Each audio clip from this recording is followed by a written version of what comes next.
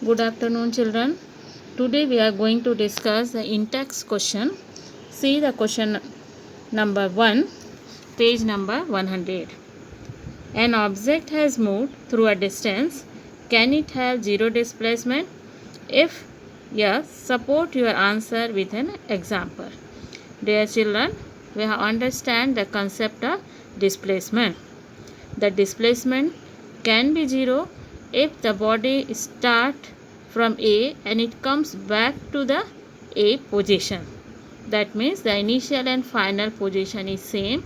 The displacement can be zero. In case of circular motion also, the displacement can be zero. Now we move to the question number 2. What is the question here? A farmer moves along the boundary of a square field of side 10 meter in 40 seconds. What will be the magnitude of displacement of the farmer at the end of 2 minutes 20 seconds from his initial position? Dear children, first you see the figure. It is a square field of side 10 meter. That means in one round farmer complete 40 meter distance in 40 seconds. Therefore, the 2 minute 20 second is equal to 140 second. That means he covered 140 meter. So, the farmer goes 3.5 round. That means if it start moving from position A, then it cover 3 round and then it reaches to the C. That means the final position of the farmer is C. So, how can we find out the displacement? Displacement is the shortest path or the shortest distance between the final and the initial position.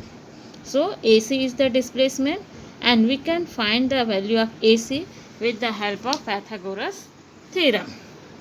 See, AC square is equal to AB square plus BC square. We know that AB is equal to 10 and BC is also equal to 10. Therefore, 10 square plus 10 square, that is equal to 200, and therefore AC is equal to root 200 and that is equal to 14.14 meter. That means the displacement is equal to 14.14 meter, whereas the distance is equal to 140 meter. Now move to the question number 3. Which of the following is true for displacement? It can't be zero. We have already discussed the displacement can be zero, so it is false. Second one, its magnitude is greater than distance traveled by the object. No, it is also false because the displacement can be equal to distance if it is in rectilinear motion, straight line motion, but it can't be greater than distance. So both the statements are false. Now move to the page number 102. Here the distinguish between speed and velocity.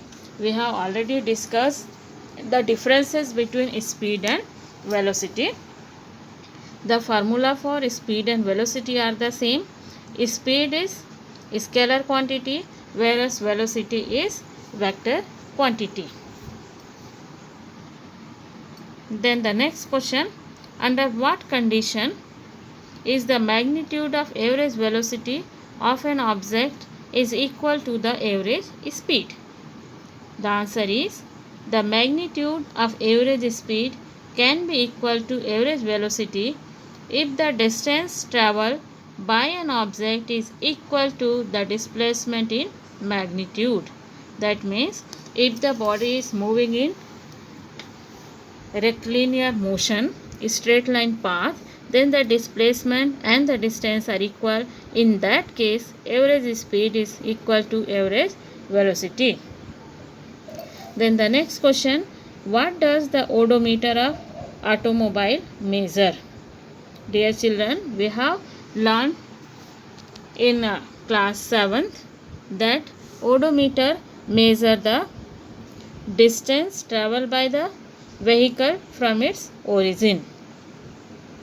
Then now move to the question number 4. What does the path of an object look like when it is in the uniform motion? The path looks like a straight line when the object is in the uniform motion. When we draw the graph between the distance and time, then we see that a straight line path is observed. Now I think you understand this questions and answer. Thank you.